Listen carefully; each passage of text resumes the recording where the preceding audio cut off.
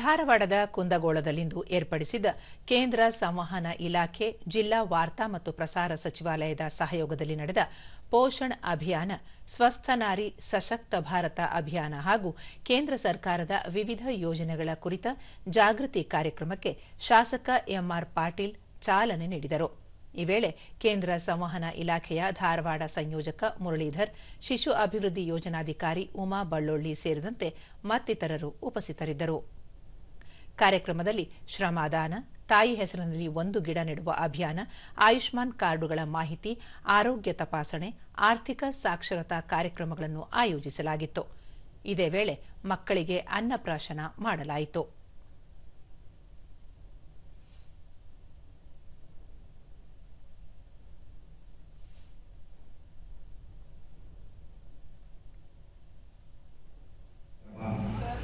ಮಕ್ಕಳಿಗೆ ವಿವಿಧ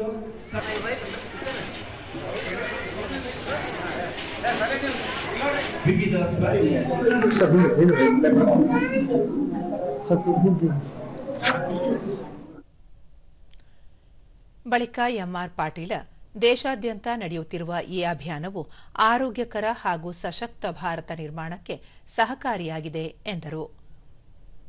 ನಮ್ಮ ಪರಿಸರ ಸ್ವಚ್ಛವಾಗಿರಬೇಕು, ನಮ್ಮ ಮಕ್ಕಳು ಕೂಡ ಆರೋಗ್ಯಕರವಾಗಿರಬೇಕು. ತಾಯಂದಿರು ಆರೋಗ್ಯವಾಗಿದ್ದರೆ ಮಾತ್ರ ಮಕ್ಕಳು ಕೂಡ ಆರೋಗ್ಯವಂತವಾಗಿ ಬೆಳೀತಾರೆ ಅನ್ನೋ ದೃಷ್ಟಿಯಿಂದ ಈ ಒಂದು ಕಾರ್ಯಕ್ರಮವನ್ನು ದೇಶಾದ್ಯಂತ ಆಯೋಜನೆಗೊಳಿಸಿದ್ದಾರೆ.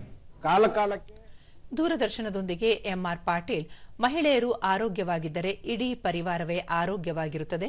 ಆದ್ದರಿಂದ ಹೆಣ್ಣು ಮಕ್ಕಳು ಆರೋಗ್ಯದ ಕಡೆಗೆ ಹೆಚ್ಚಿನ ಗಮನ ಹರಿಸಿ ಇಂತಹ ಕಾರ್ಯಕ್ರಮಗಳನ್ನು ಸದುಪಯೋಗಪಡಿಸಿಕೊಳ್ಳಬೇಕು ಎಂದು ತಿಳಿಸಿದರು.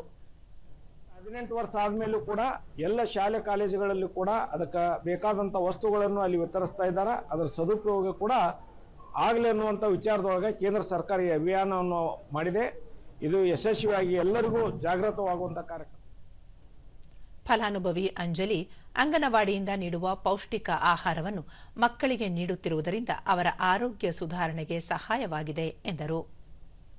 ಬೆಲ್ಲ ಅದು ಕೊಡ್ತಾರಿ, ಮತ್ತೆ ಸಿರಿಧಾನ್ಯಗಳ ಪೌಡರ್ ಬರ್ತಿತ್ತಲ್ರಿ ಅದು ಕೊಡ್ತಾರ, ಲಾಡು ಹಿಟ್ಟು ಕೊಡ್ತಾರ, ಅದೊಟ್ಟು ಹಾಕ್ತೀವಿ.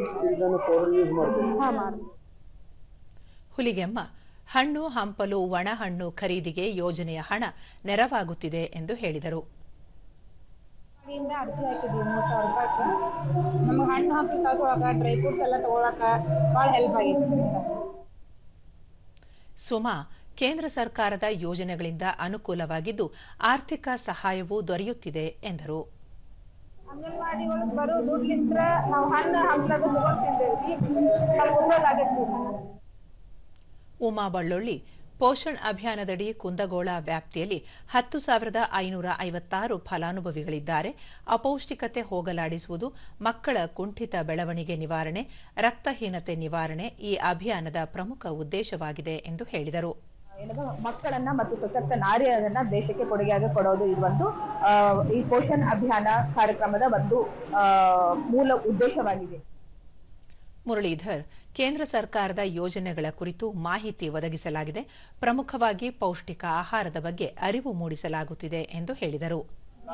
ಕಾರ್ಯಕ್ರಮದಲ್ಲಿ ಪೌಷ್ಟಿಕ ಆಹಾರದ ಕುರಿತು ಹಾಗೂ ಗರ್ಭಿಣಿ ತಾಯಿ ಮತ್ತು ಹೆಣ್ಣು ಮಕ್ಕಳ ಮತ್ತು ಮಕ್ಕಳ ಕುರಿತು ಆರೋಗ್ಯದ ಕುರಿತು ಜಾಗೃತಿ ಮೂಡಿಸಬೇಕನ್ನೋ ಉದ್ದೇಶದಿಂದ ಈ ಕಾರ್ಯಕ್ರಮವನ್ನು ಹಮ್ಮಿಕೊಂಡಿದ್ದೀವಿ.